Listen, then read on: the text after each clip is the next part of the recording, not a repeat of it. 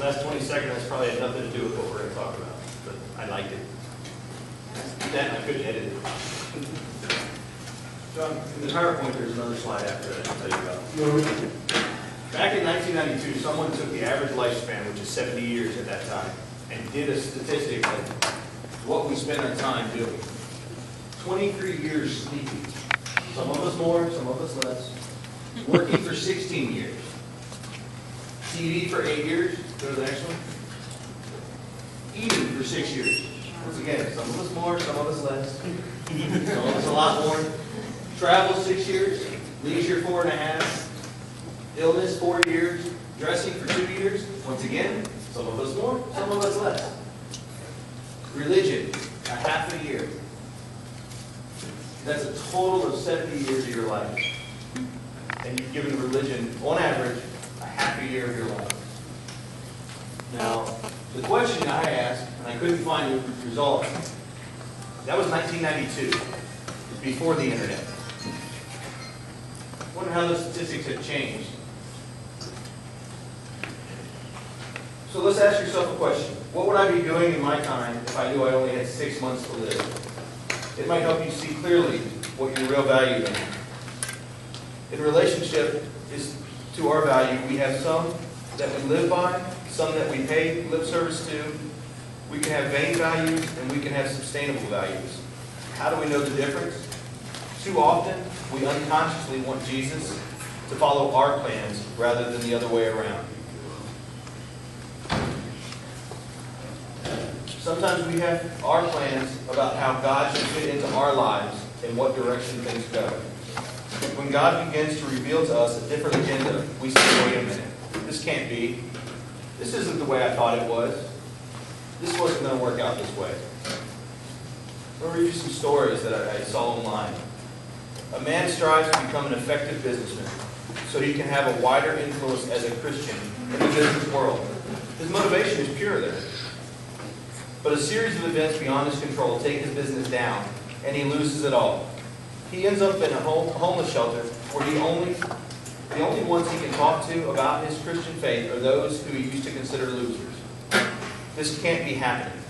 God forbid, he thinks. I'm not supposed to be here.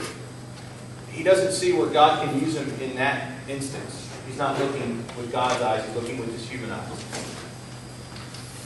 A young man who is a Christian dreams of becoming a professional basketball player.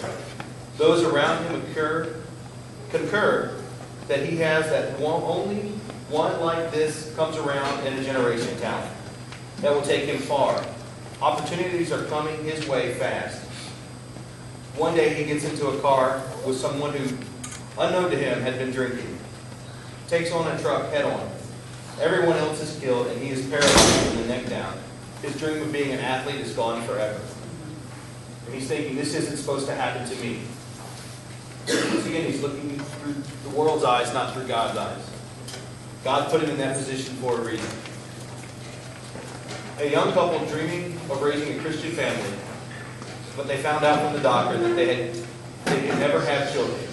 They say, God forbid, this can't be happening to us. How will God now be able to work in our lives? They're putting God in their box instead of us being in God's box. The truth is, even those of us who have the pure motive of wanting to serve Christ have the idea about how things should go in order for us to serve. We have a pretty good idea of how we think it'll work out. But what if it doesn't? What if it's all dashed to smithereens? And what if we're left on some desert back road of life, somewhere where there isn't much traffic? When World War II bombers were hit by enemy fire, a few extra pounds could mean the difference between life and death. Discarding extra weight wasn't so hard if it meant impersonal items like guns, seats, and so on. But if things got so critical, staying aloft was questionable, the order would come down to throw out cameras, souvenirs, and this last one kind of freaks me out. They throw out the parachutes. I was never in World War II, so I don't understand that, but that's what it said. That's when the grumbling would begin. Most of us don't have nearly as much problem giving up some of the old sinful habits. and the practices as we do when it comes to surrendering and steering wheel in the driver's seat to our life to God.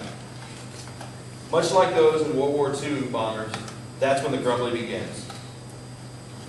But before we do that, we need to see the real point of all this. The real point is how we get a life. The person who loses his business didn't suddenly get it back when he refused to surrender to God, the purpose in his life. The only thing he gets when he fights God's purpose is bitter. See, God has a plan for you and me. What we need is to start doing it, is surrendering our lives to God.